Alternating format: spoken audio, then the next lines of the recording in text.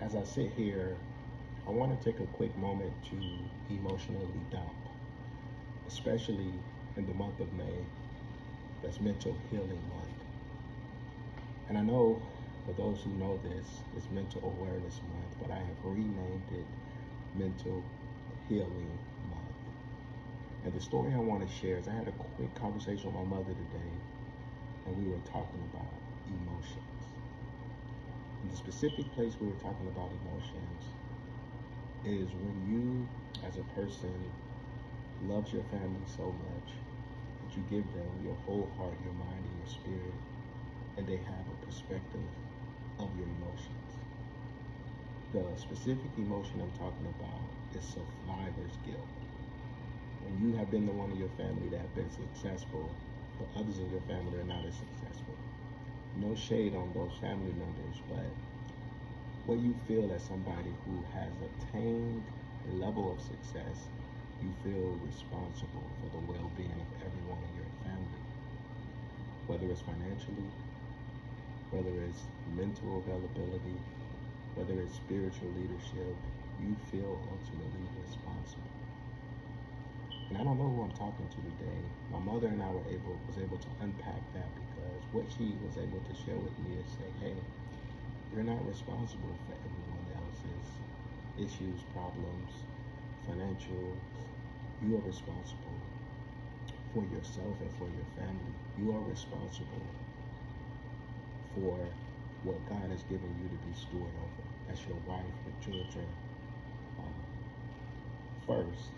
And if God gives you the impression to help other people, then you do that.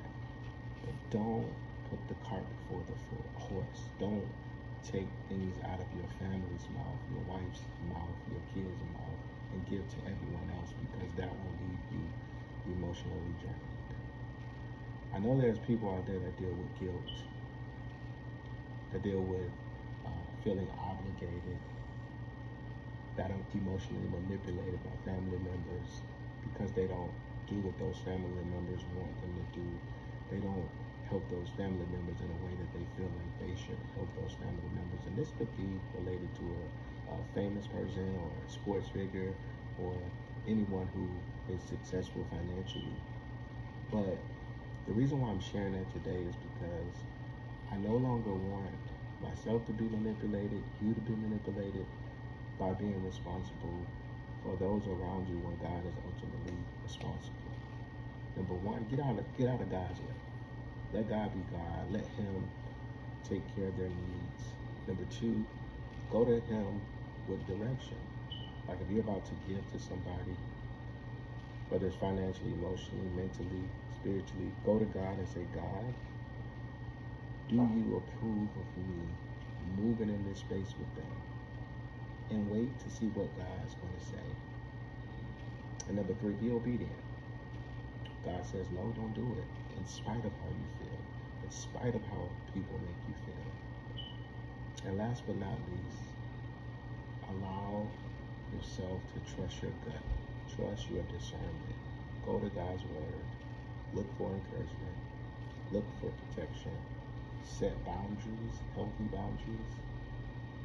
And when you do that, you'll be able to keep your emotions in the right space, keep your mindset in the right perspective, and you will be able to be led by God in a way that if it wasn't for the Lord, you would not have been able to be led by Him.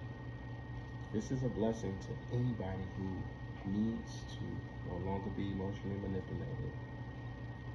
Anyone who needs to have the right perspective in life and needs to understand that emotionally manipulation is real, guilt is real, all type of things that you feel, obligation is real, being a nice person is real, blurred lines is real, overstepping your boundaries are real. And this could happen in not just family relationships, but this would happen in any relationship. So my brother and sister, I want you to wake up, and I want you to change your perspective. Because if you change your perspective, you'll be able to change your life. Let's go.